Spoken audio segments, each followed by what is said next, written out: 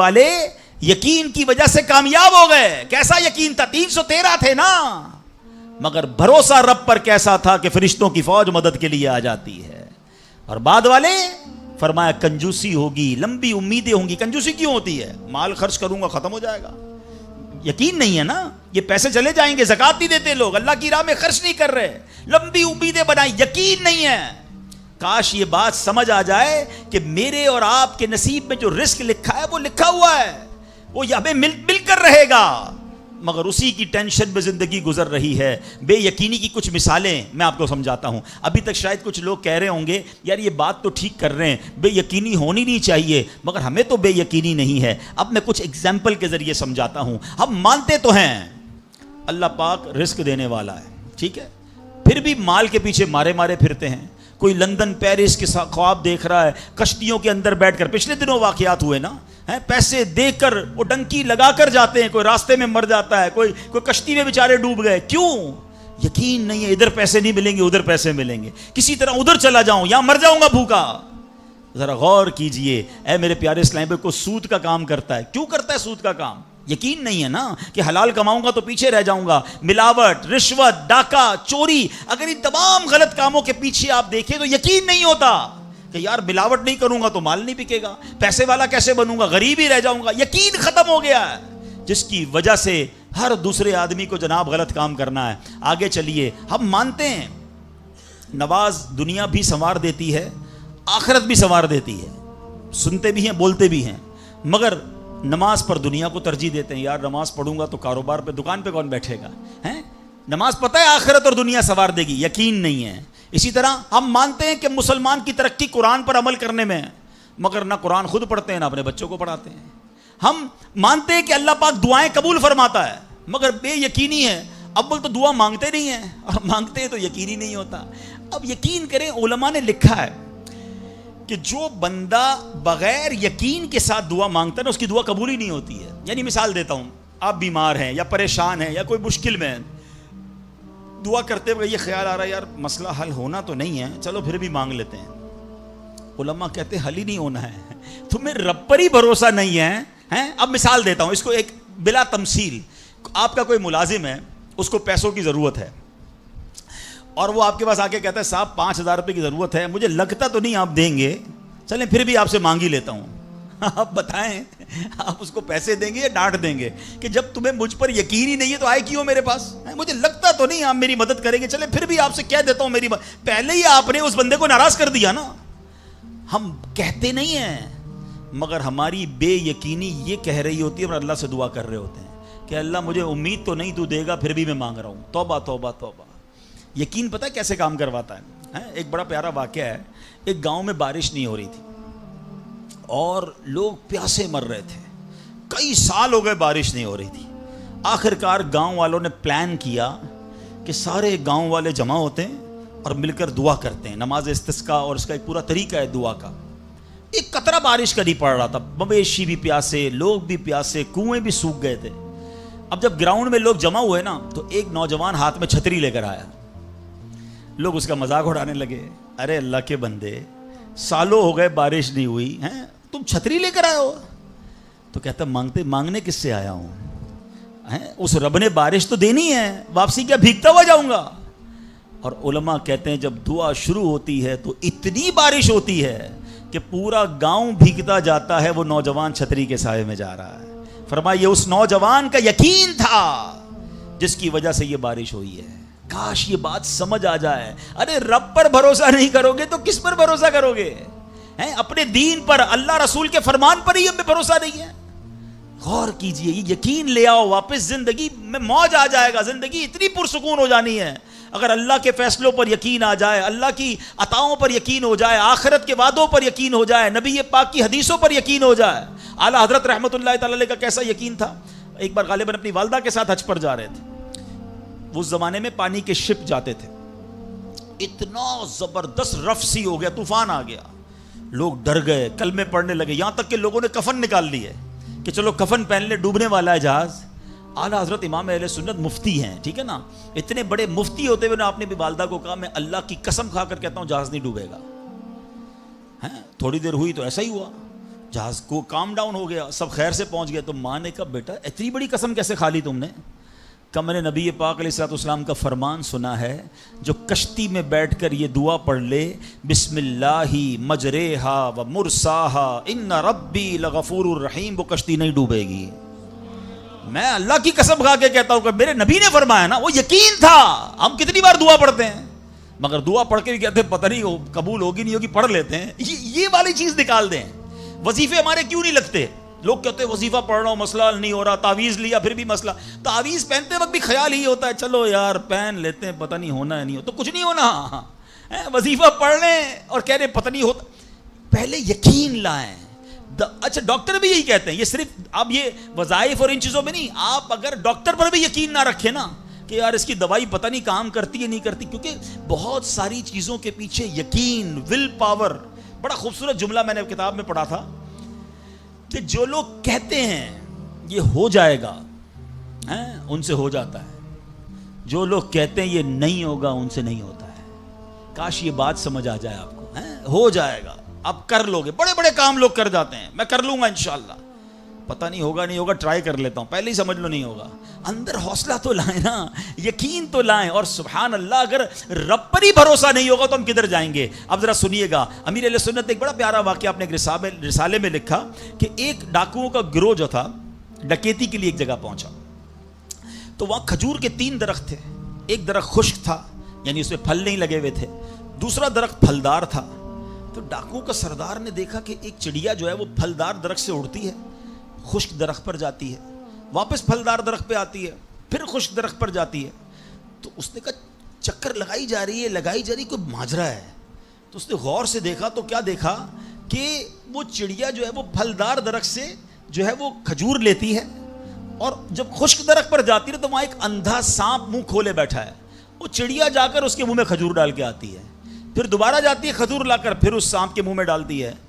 وہ جب ڈاکوؤں نے دیکھا تو وہ تو حیران ہو گیا, رونے لگ گیا کہ اے اللہ پاک, یہ وہ جانور ہے سانپ جس کو مارنے کا حکم تیرے پیارے حبیب علیہ الصلوۃ والسلام نے دیا ہے, کیونکہ یہ مسلمانوں کو تکلیف پہنچاتا ہے. مگر تو نے جب اس کی آنکھیں لی تو اس کے رزق کا انتظام کر دیا, اور ایک چڑیا کی ڈیوٹی لگا دی کہ وہ جا کر اس کو کھانا پہنچائے. تو میں تو اشرف المخلوقات ہوں, میں تیرے بندوں کو لوٹ رہا ہوں, اے اللہ تو میری توبہ قبول فرما, میں آئندہ ایسا نہیں کروں گا. یہ رونے لگا. اب یہ سوچ رہا ہے سبحان اللہ.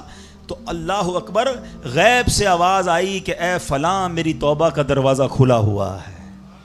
ڈاکو کہتا ہے یا اللہ میں نے توبہ کی. پھر غیب سے آواز آئی ہم نے تیری توبہ قبول کر لی.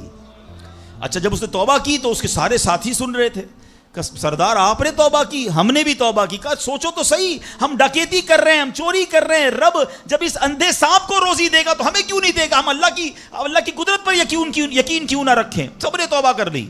اب جب توبہ کر لی تو انہوں نے کہا کہ اب ایسا کرتے ہیں کہ حج کو چلتے ہیں. سارا قافلہ بنا کر ڈاکوؤں کا قافلہ توبہ کر کے چلا حج کرنے کو. جب مکہ پاک کے قریب پہنچے نا تو وہاں ایک نابینا بڑھیا تھی, وہ ہر قافلے والے سے اس ڈاکوؤں کے سردار کا نام لے کے پوچھتی تھی. وہ بندہ آیا تو ڈاکوؤں کا جب قافلہ ہے تو کہا میں ہی تو وہ ہوں. تو کہا یہ میرے کپڑے تمہارے لیے ہیں. بولا آپ مجھے کپڑے کیوں دے رہی ہیں؟ کہا میرا ایک بیٹا تھا, اور وہ بیٹا جو ہے اس کے کچھ دن پہلے, بڑا نیک بیٹا تھا میرا, کچھ دن پہلے اس بیٹے کا انتقال ہوا ہے, یہ اسی کے کپڑے ہیں. 3 دن سے مسلسل نبی پاک علیہ الصلوۃ والسلام میرے خواب میں تشریف لا رہے ہیں اور فرما رہے ہیں کہ اس نام کا بندہ آئے گا, اس کو یہ کپڑے دے دینا. ہائے ہائے, ذرا سوچو تو صحیح, جب رب توبہ قبول کرتا ہے تو مرتبے کیسے بڑھا دیتا ہے. کاش یہ بات سمجھ آ جائے. اللہ سے بندہ جب دوستی کر لیتا ہے نا, اللہ پچھلے گناہ معاف فرما دیتا ہے, بلکہ اللہ راضی ہو جائے تو گناہوں کو نیکیوں میں بدل دیتا ہے. مگر کیسے اس ڈاکو کو توبہ نصیب ہوئی؟ یقین. کاش حرام کمانے والا, سود کا کام کرنے والا, کاش رشوت لینے والا, ڈاکہ ڈالنے والا, چوری کرنے والا یہ سوچے کہ میں کیوں کر رہا ہوں, ملاوٹ کرنے والا سوچے. اللہ پر بھروسہ تو رکھو یار, رب نے میرا نصیب لکھا ہوا, جو میرے نصیب میں مجھے مل کر رہے گا. کاش یہ بات سمجھ آ جائے. صدیق اکبر رضی اللہ تعالیٰ عنہ, مسلمانوں کے پہلے خلیفہ, جب آپ نے یہ آیت پڑھی نا قرآن پاک میں, اللہ ارشاد فرماتا ہے وما من دابۃ فی الارض الا علی اللہ رزقها, اللہ فرماتا ہے اور زمین پر چلنے والا کوئی جاندار ایسا نہیں جس کا رزق اللہ کے ذمہ کرم پر نہ ہو. آپ فرماتے ہیں کہ جب سے میں نے یہ آیت پڑھ لی خدا کی قسم میں نے روزی کی فکر کرنا چھوڑ دی ہے کہ جب اللہ نے ہر کسی کا رزق اپنے ذمے پہ لے لیا تو مجھے کس بات کی ٹینشن ہے. کاش ہمیں یہ بات سمجھ آ جائے کہ ہمیں اب ذرا غور کریں. ابھی یہ اجتماع ختم ہوگا, اگر میں آپ سب کو کہوں کہ بتائیں آپ کے لیے کیا دعا کروانی ہے تو تقریباً 70-80% لوگوں نے پتہ ہے کیا کہنا ہے, حضور روزی میں برکت کی دعا کر دیں, کاروبار میں برکت کی دعا کر دیں, نوکری نہیں لگ رہی اس کی دعا کر دیں. میں نہیں کہتا یہ دعا نہیں کرنی چاہیے, اللہ سے نہیں مانگیں گے تو کس سے مانگیں گے, لیکن کوئی تو کہے کہ میری ایمان پر موت کے لیے دعا کر دیں, میری قبر جنت کا باغ بن جائے اس کے لیے دعا کر دیں, میں آخرت میں جاؤں تو اللہ مجھ سے راضی ہو جائے اس کے لیے دعا کر دیں. فرق دیکھیں, میری اور آپ کی ٹینشن کیا ہے, دنیا, روزی, مال, حالانکہ اس کا وعدہ ہے دانے دانے پر لکھا ہے کھانے والے کا نام, مجھے مل کر رہے گا, مگر اللہ نے مغفرت کا وعدہ نہیں کیا ہے. اس کی دعا کہاں ہے, اس کی ٹینشن کیوں نہیں ہے؟ ایسے کئی لوگ مجھے بھی ملے, آپ کو بھی ملے ہوں گے, یار رات کو نیند نہیں آ رہی, کیوں؟ بس یار کاروبار کی ٹینشن بہت ہے. کبھی زندگی میں ایک رات میری اور آپ کی ایسی گزری کہ اس ٹینشن میں نیند نہ آئی ہو کہ قبر میں جاؤں گا تو قبر جنت کا باغ بنے گی یا دوزخ کا گھڑا بنے گی, کلمے والی موت ملے گی کہ نہیں, جنت میں جاؤں گا یا دوزخ میں جاؤں گا, میزان عمل پر جب اعمال تولے جائیں گے گناہ کا پلڑا بھاری ہوگا یا نیکیوں کا پلڑا بھاری ہوگا. یار آج جون جولائی کی گرمی, ہیٹ اسٹروک کی باتیں ہو رہی ہیں, 50 ڈگری میں حال برا ہو گیا, سورج 1 میل پر جب ہوگا اور لوگوں کی پیاس زبان سے باہر زبانیں آئیں گی, مجھے جام کوثر نہ ملا تو میرا کیا بنے گا؟ کبھی اس کی ٹینشن, اس کا وعدہ نہیں ہے. یہ اللہ سے دعا کرنی ہے, اس کے لیے کوشش کرنی ہے. ساری زندگی ایک ہی ٹینشن, چھوٹا گھر ہے تو بڑا کرنا ہے, کاروبار کو وسیع کرنا ہے, اور آمدنی. اور میں نہیں کہتا دعا نہ کریں, کوشش نہ کریں, خدا نہ خواستہ اس کا کوئی یہ مطلب ڈالے کہ چلو بھائی اب تو اللہ نے اپنے ذمہ کرم پر لے لیا تو اب کوئی کام کاج نہیں کرنا. نہیں, دنیا عالم اسباب ہے, اسباب کا کشکول لے کر بارگاہ الہی میں جانا ہے اور توکل والے انداز میں دعا کرنی ہے تو اپنی رحمت کے سمندر سے ہمارے اسباب کے کشکول میں وہ ہماری روزی عطا فرمائے گا. اسباب اختیار ضرور کرنے, مگر اسی فکر میں زندگی تو برباد نہ کر دینا کہ سارا صبح سے لے کر شام تک ایک ہی ٹینشن.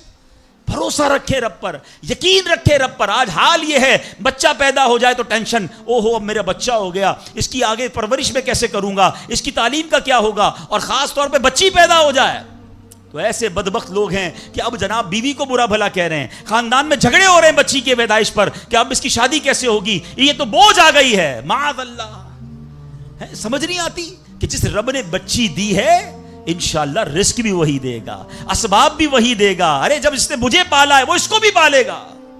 کیا خوبصورت بات علماء نے لکھی, جو رب ہاتھی کو من اور چونٹی کو کن دے سکتا ہے وہ مجھے بھی میرا رزق عطا فرمائے گا. آپ ذرا سوچے تو صحیح, کس کس کو رزق دیتا ہے. حدیث پاک کا مضمون ہے تم اللہ پر بھروسہ کرو, جیسا بھروسہ کرنے کا حق ہے وہ تمہیں ایسے روزی دے گا جیسے پرندوں کو روزی دیتا ہے. پرندوں کو سمجھتے کتنی کیسے روزی ملتی ہے, کبھی گھونسلے دیکھیں پرندوں کے؟ اچھا پہلے تو یہی نہیں پتا, کراچی والوں کو تو پرندے دیکھنے کو نہیں ملتے, ہم نے درخت کاٹ کے پورا شہری کنکریٹ کا جنگل بنا دیا. ورنہ یہ پوچھے بزرگوں سے, ہم بھی چھوٹے تھے تتلیاں بھی دکھتی تھیں, صبح مدرسے اسکول جاتے تھے تو کوئل کی آواز بھی آتی تھی, اب تو کراچی والوں کے ہارن کی آواز آتی ہے ہم کو. اب تو یہ پرندے بھی چلے گئے, کہاں چلے گئے؟ ہم نے درخت کاٹے, ہمیں اندازہ ہی نہیں کہ درخت ہے کیا. آج گاڑی پارک کرنے کے لیے ہر بندہ درخت کا سایہ ڈھونڈ رہا ہے مگر درخت لگاتا نہیں ہے. کاش یہ بات سمجھ آ جائے کہ جتنے درخت لگتے جائیں گے شہر یا ملک خوشگوار بھی ہوگا, موسم بھی کول ڈاؤن ہو جائے گا. یہ جو آج ہم کہتے ہیں نا اتنی گرمی بڑھتی جا رہی ہے, اس کی ایک بڑی وجہ یہ ہے, یہ میرا موضوع نہیں ہے, لیکن جو موسم کا تغیرات, کلائمیٹ ڈس آرڈر ہے, کاش یہ بات سمجھ آئے کہ پلانٹیشن نہیں ہم کر رہے, ہم پودے نہیں لگاتے بلکہ پودے کاٹ دیتے ہیں. کتنے درخت کاٹے, کتنے جنگل ختم کر دیے ہم نے. الحمدللہ دعوت اسلامی کا شعبہ FGRF, اب پلانٹیشن ہم کرتے چلے جا رہے ہیں, 30 لاکھ پودے لگائے, مگر یہ تھوڑے ہیں. کاش میری یہ بات لوگ سن رہے ہوں, اس کا شارٹ کلپ سنیں اور وائرل کریں کہ اگر آپ نے اپنے آنے والی نسلوں کو خوشگوار موسم دینا ہے, اچھے حالات دینے ہیں, ٹھنڈی چھاؤں دینی ہے, آکسیجن کی فیکٹریاں دینی ہیں, تو ہم سب کو کم از کم ایک پودا لگانا چاہیے. 25 کروڑ پاکستانی بتایا جاتا ہے, 24 کروڑ پاکستانی, سب صرف ایک پودا لگائیں اور اس پودے کو درخت بنائیں, صرف پودے کو بچے کی طرح پالیں. آپ یقین کریں ہمارا ملک ایک پورا ملکی باغ بن جائے گا. تو اب ذرا سوچیں کہ ہمیں یہ بات سمجھنی ہے کہ یہ گھونسلے، یہ جو حدیث میں سنا رہا تھا، بات کہاں سے چلی کہ اللہ پرندوں کو کیسے رزق دیتا ہے. آپ کو پتہ پرندے کتنے؟ ایک تحقیق کے مطابق اس دنیا میں جتنے انسان ہوتے ہیں نا، ملٹی پلائی بائی 10 جانور ہوتے ہیں. اگر 800 کروڑ انسان ہیں، 8 ارب کے قریب آبادی ہو گئی دنیا کی، 800 کروڑ، 8 ارب، تو بتا آپ سمجھو کہ 80 ارب جانور ہیں دنیا میں. اور کہا جاتا ہے ملٹی پلائی بائی 10 کریں اس کو تو اتنے پرندے ہوتے ہیں. یعنی اس کا مطلب 800 ارب کم و بیش پرندے ہیں دنیا میں. آپ نے پرندوں کے گھونسلے دیکھے کبھی؟ یہ جب گھر سے صبح اڑتے ہیں نا اپنے گھونسلے سے، سب کے پیٹ خالی ہوتے ہیں. گھونسلے میں کوئی کبڈ نہیں ہوتی ہے، کوئی شام کا دوسرے دن کا چارہ نہیں ہوتا ہے، بچے چھوٹے چھوٹے چھوڑ کر جاتے ہیں. مگر یہ 800 ارب پرندے جب شام کو گھونسلے میں آتے ہیں، اللہ سب کو رزق دے چکا ہوتا ہے. کوئی پرندہ دنیا میں بھوکا نہیں سوتا. کیا خوبصورت بات، سمجھو اس کو اس کا مزہ لو نا. رب ہاتھی کو من دیتا ہے، اس کو ہاتھی کو کتنا کھانا چاہیے؟ دنیا میں کتنے ہاتھی ہوں گے؟ اس کو روز کے منو کھانا مل جاتا ہے. اور چونٹی کو کن چاہیے ہوتا ہے چھوٹا سا، وہ رب اس کو کن بھی دے دیتا ہے. پرندوں کو روزی دے دیتا ہے. اور جو اشرف المخلوقات ہیں وہ ٹینشن کھا رہے ہیں، وہ کبھی بلڈ پریشر کی گولی، تو کبھی شوگر کی گولی، کبھی ڈاکٹر کے پاس. ٹینشن بہت ہے ڈاکٹر صاحب، 2 سال بعد کیا ہوگا، مارکیٹ ڈاؤن. ارے بھائی تب سب چیزوں کا وعدہ ہے اور تم اس ٹینشن میں رہ گئے. ارے یہ کوشش کرنی تھی تو آخرت کی کرنی تھی، اللہ کو راضی کرنے کی کرنی تھی. لیکن ان تمام باتوں کے باوجود، جیسے میں نے کہا نا کہ چھوڑنا نہیں ہے کام کاج. کچھ بے وقوف لوگ یہ سمجھ رہے ہوتے ہیں ایسا نہیں ہوگا. بڑی خوبصورت ایک بات اور کر دوں کہ اللہ پر بھروسہ کیسا کرنا ہے. ایک صوفی بزرگ شیخ سعدی لکھتے ہیں کہ ایک شخص تھا، گھر سے محنت مزدوری کے لیے کام کاج کے لیے نکلا. اس نے دیکھا کہ ایک لومڑی ہے، اندھی ہے، اپاہج ہے، نہ دیکھ سکتی ہے نہ چل سکتی ہے.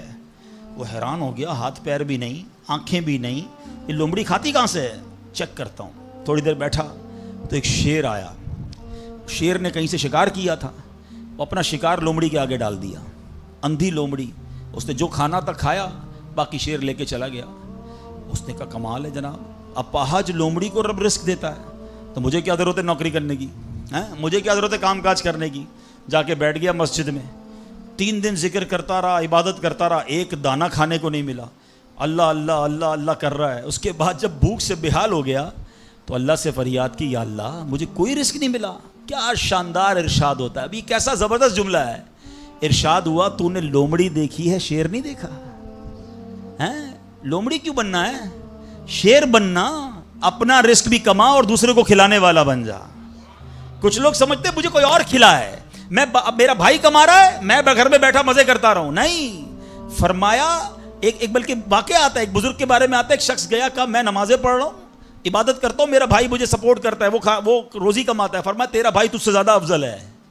اللہ کو یہ پسند ہے کہ بندہ اپنے ہاتھ سے کمائے، کسی پہ ڈیپینڈیبل نہ رہے، کسی پر بوجھ نہ رہے. یہ شریعت کو محمود ہے. کوشش کرنی ہے، پھر اس کے بعد اللہ پر چھوڑ دینا ہے. کوشش سے انکار نہیں ہے، مگر صرف کوشش کرتے کرتے نمازیں بھی جا رہی ہیں، بھروسہ بھی رب پہ جا رہا ہے، یقین بھی ختم ہو رہا ہے، صبح سے شام مال کما رہا ہے. یہ محمود نہیں ہے، یہ پسندیدہ نہیں ہے. تو ان دونوں چیزوں میں فرق کرنا ہے اور اللہ پر یقین رکھنا ہے. پھر دیکھیں انشاءاللہ کیسے دنیا اور آخرت کی برکتیں ملتی ہیں. تو بہرحال میرے پیارے اسلامی بھائیوں، کاش یقین مل جائے تو پھر دیکھیں یقین کیسے کام بناتا ہے. امام حسن بصری نے ایک حدیث پاک بیان کی. آپ فرماتے ہیں، حدیث سنیے گا. پیارے آقا علیہ الصلوۃ والسلام فرماتے ہیں، لوگوں کو اس دنیا میں سب سے بہترین چیز یقین اور عافیت عطا کی گئی ہے. لہٰذا اللہ پاک سے ان دونوں چیزوں کو سوال کیا کرو. اللہ سے یقین مانگے اور اللہ سے عافیت مانگے. امام حسن بصری جب حدیث پاک بیان کی نا تو فرمایا، رسول اکرم علیہ الصلوۃ والسلام نے سچ فرمایا، یقین ہی کی برکت سے جنت ملتی ہے، یقین ہی کی برکت سے آدمی جہنم سے دور بھاگتا ہے، یقین ہی کی برکت سے فرائض پورے ادا کرتا ہے، یقین ہی کی برکت سے آدمی ایمان پر ثابت قدم رہتا ہے، اور عافیت میں بڑی بھلائی رکھ دی گئی ہے. اے کاش ہمیں یقین ملے، ہمیں عافیت ملے. حدیث پاک میں آتا ہے، حدیث قدسی ہے. اللہ پر کیسا بھروسہ رکھنا ہے؟ انا عند ظن عبدی بی، میں اپنے بندے کے گمان کے نزدیک ہوتا ہوں جو مجھ سے رکھے. مفتی احمد یار خان نعیمی اس حدیث پاک کے تحت فرماتے ہیں، یا عبد سے مراد بندہ مومن ہے، یعنی بندہ میرے بارے میں جیسا یقین رکھے گا میں ویسا ہی اس کے ساتھ معاملہ کروں گا. بس یہ سمجھ لو آج بات، میرا اللہ بہتر فرمائے گا، رب میرے لیے بہترین فیصلہ کرے گا، وہ مجھے پالنے والا ہے، میری ماں سے زیادہ چاہنے والا. یقین تو کرو نا اس پر. لوگوں کو اللہ پر ہی یقین نہیں رہا ہے، میرا تو کام ہی خراب ہو جاتا ہے، اللہ معاذ اللہ. اب اس میں کفریہ کلمات بھی کہہ دیتے ہیں، میرا تو جناب مسئلہ ہی حل نہیں ہوتا، میری دعا تو رب سنتا ہی نہیں ہے، میری مشکل آسان وہ کرتا ہی نہیں ہے. تم کھڑے نہیں ہو سکو گے. تم اللہ سے بدگمان نہ رہنا. اللہ کرے کہ انسان یہ سمجھ جائے کہ مجھے رب پر اچھا گمان رکھنا ہے. شاعر کہتے ہیں نا، جو سوچتا ہوں وہی بات ہونے لگتی ہے.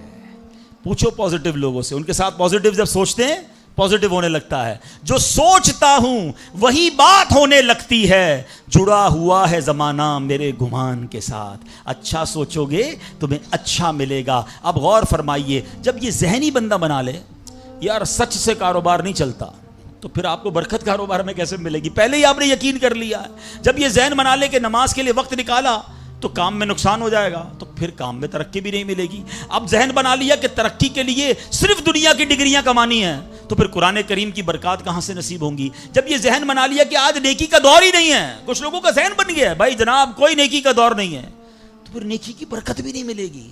ذہن پازیٹیو رکھیں، ذہن اچھا رکھیں، انشاءاللہ آپ دیکھیں آپ کے ساتھ اچھا ہونا شروع ہو جائے گا. میرے پاس وقت کم ہے، ورنہ اس پر تو پوری ریسرچ موجود ہے. آپ پازیٹیو سوچتے ہیں تو پازیٹیو انرجیز آپ کی طرف متوجہ ہو جاتی ہیں. اب تو سائنس بھی کہتی ہے نیگیٹو سوچتے ہیں تو نیگیٹو انرجیز آپ کی طرف متوجہ ہوتی ہیں. آپ ڈی مورلائز ہونا شروع ہو جاتے ہیں، آپ کے حوصلے ٹوٹنا شروع ہو جاتے ہیں. اور جس کو ول پاور کہا جاتا ہے، جس کو اچھا سوچنا کہا جاتا ہے، اگر بندہ یہ کرنا شروع کر دے پھر دیکھیں اس کے کام کیسے بن جاتے ہیں. تو اللہ کرے کہ ابھی یہ بات سمجھ آ جائے کہ ہمیں اپنے رب سے انشاءاللہ یقین حاصل کرنا ہے. حضرت خالد بن معدان رحمۃ اللہ تعالی علیہ فرماتے ہیں تعلموا الیقین کما تعلموا القرآن، یعنی یقین کو بھی ایسے ہی سیکھا کرو جیسے قرآن سیکھتے ہو. میں نے بھی اسے سیکھ کر حاصل کیا ہے. سبحان اللہ. اب یقین سیکھنے کے لیے، یقین حاصل کرنے کے لیے علماء نے بڑے طریقے لکھے. پہلے تو بندہ دعا کرے کہ اللہ مجھے اپنا یقین عطا فرما. بڑی پیاری دعا حضرت ابوبکر صدیق کیا کرتے تھے، اللہم حب لی ایمانا و یقینا و معافاتا و نیہ. اے اللہ مجھے پکا ایمان، پختہ یقین، عافیت اور سچی نیت عطا فرما. اللہ پاک سے دعا کرتے رہیں اور ایسے لوگوں کے ساتھ رہیں. آخری بات کر لیتا ہوں جناب، پرابلم پتہ ہے کیا ہے؟ ڈی مورلائز بندہ پتہ کہاں ہوتا ہے؟ اس کا یقین متزلزل کب ہوتا ہے؟ وہ کیسے شک اور شبے والی لائف میں آ جاتا ہے؟ یہ صحبت سے ملتا ہے. آپ جب اللہ پر پکا یقین کرنے والے لوگوں میں بیٹھتے ہیں نا، آپ کا یقین بھی بڑھنا شروع ہو جاتا ہے. یار اس کو اللہ پر کتنا بھروسہ ہے. بیمار ہے پھر بھی کہتا ہے میرا رب کریم ہے. پریشان ہے پھر بھی کہتا ہے اللہ کی رضا پر راضی ہوں، میرا رب سب ٹھیک کر دے گا. جب ایسے لوگوں کے ساتھ آپ بیٹھتے ہیں نا، آپ کا یقین توکل بھی مضبوط ہونا شروع ہو جاتا ہے، بندہ اسٹرانگ ہونا شروع ہو جاتا ہے. اور جب بندہ بیٹھتا اٹھتا ہی ایسے لوگوں میں ہے جو ہر وقت مایوسی کی باتیں کرتے ہیں، ہر وقت جناب آنے والے خطرات اور پریشانیوں کا ہی ذکر کرتے رہتے ہیں، ارے بھائی کچھ نہیں ہونا، سب برباد ہو گیا ہے، سب ختم ہو گیا. ان کے پاس جب بیٹھو ایسا لگتا ہے سب کچھ تباہ ہونے والا ہے. ایسے لوگوں کے ساتھ نہ بیٹھیں، حوصلے والے لوگوں کے ساتھ بیٹھیں، توکل والے لوگوں کے ساتھ بیٹھیں، اللہ سے محبت کرنے والوں کے ساتھ بیٹھیں. پھر دیکھیں انشاءاللہ آپ کے کام کیسے سیدھے ہو جائیں گے. ایک آخری بات چلے کر لیتا ہوں، اللہ پر بھروسہ، اللہ کے فیصلوں پر یقین کیسے حاصل ہو. مجھے یہ کیسے پتا چلے کہ یار یہ چیز میرے لیے بہتر ہے. میں نے کئی بار اپنے بیانات میں یہ اگزامپل دی ہے، میں دوبارہ دے دیتا ہوں شاید کسی کے دل پر اثر کر جائے. میں مثال دیتا ہوں. ہمیں بعض اوقات بندہ پتہ ہے اللہ سے یقین کہاں ٹوٹتا ہے؟ جب بندہ دعائیں مانگتا ہے، التجائیں کرتا ہے، بڑی رو کر التجا کرتا ہے، مصیبت میں ہوتا ہے، اس کو کوئی چیز چاہیے ہوتی ہے اور اس کو نہیں ملتی ہے، تو بندہ کہتا ہے رب تو میری سنتا ہی نہیں ہے. اتنی دعائیں کی، مسجد میں جا کے کی، مکے مدینے میں جا کے کی، فلاں بزرگ سے بھی دعا کرے، نہیں ہو رہا میرا کام. جب بندے کا کام نہیں ہوتا نا تو اس کو لگتا ہے کہ یار میں اللہ پر کیسے بھروسہ کروں. یہاں جا کر شیطان حملہ کرتا ہے. اب آئیے اس وسوسے کو کیسے ختم کریں. آپ میں سے کئی ایسے مجھے نظر آ رہے ہیں جو والد ہوں گے یا بڑے بھائی ہوں گے. آپ کا کوئی چھوٹا بیٹا یا چھوٹا بھائی ہو اور بیمار ہو جائے، اس کو بخار ہو جائے، گلا خراب ہو جائے اور وہ رونے لگے. آج کل ویسے بھی سیزن ہے کہ ابو میں نے آئس کریم کھانی ہے، میں نے ٹھنڈا شربت پینا ہے. اچھا بتائیے آپ اسے ٹھنڈا شربت پلائیں گے؟ وہ رو رہا ہے آپ کے سامنے، آئس کریم کھلائیں گے اسے؟ جواب دیجئے. نہیں، وہ رونے دیں گے آپ اس کو. آپ کا ایک دوست برابر میں بیٹھا ہو اور کوئی کہے یار کیسے ظالم ابو ہیں، بچہ رو رہا ہے, دے دینا اسے آئس کریم.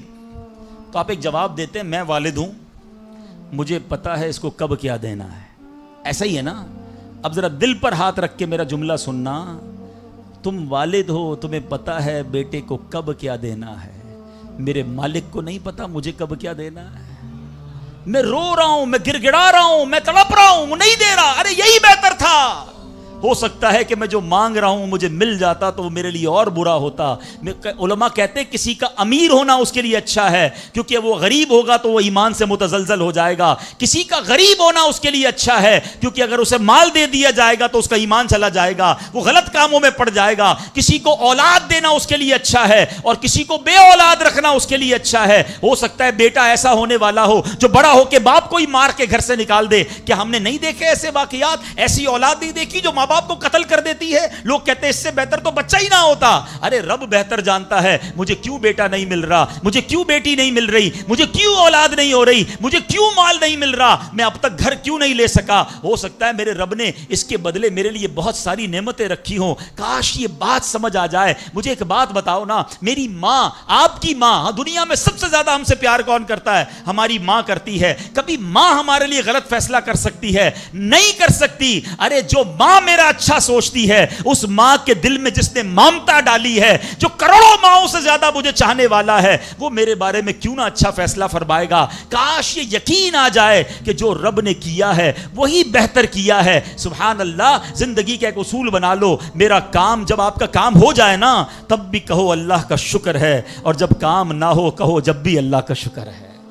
میرے لیے یہی بہتر ہوگا. آپ مزے میں آ جاؤ گے. اللہ سے دوستی کر لو. اے میرے رب, جو تو نے فیصلہ کیا میں اس پر راضی ہوں. آپ کسی ٹینشن میں نہیں رہو گے. ہمارا پرابلم پتہ ہے کیا ہے؟ ڈیفنس کے لوگ جانتے ہیں, کبھی گزرتے ہوں گے نا ڈیفنس کی گلیوں سے, یار یہ پلاٹ بہت اچھا مل رہا تھا, 4 سال پہلے یہ ریٹ تھا, میں لے لیتا, آج تو کتنی پرائس ہو گئی. یار وہ گاڑی 1 مہینہ پہلے لینے والا تھا, نہیں لی, گورنمنٹ نے پرائس بڑھا دی. یار یہ فیکٹری میں پہلے خرید لیتا. اسی ٹینشن میں رہتے ہیں, یہ کر لیتا, وہ کر لیتا. ارے نہیں کیا, نہیں ہوا, وہی میرے لیے بہتر تھا. جو رب نے دیا وہی میرے لیے بہتر ہے. خدا کی قسم, جس دن اللہ پر بھروسہ سیکھ لیا, رب سے دوستی کر لی, رب کے فیصلوں پر اطمینان تمہیں حاصل ہو گیا, زندگی کے بہت سارے غم ختم ہو جائیں گے. جو بھی ہوگا وہ رب کی طرف سے ہے. ارے جب حضرت ابراہیم آگ میں ڈالے جا رہے ہیں, جبریل امین آ کے پوچھتے, بتاؤ اے ابراہیم تمہاری کوئی مدد کر سکتا ہوں, کوئی حاجت ہے؟ فرماتے مجھے کوئی حاجت نہیں. کہا اللہ سے تو کہہ دو کہ رب دیکھ رہا ہے, اس کا دیکھنا میرے مانگنے سے بہتر ہے.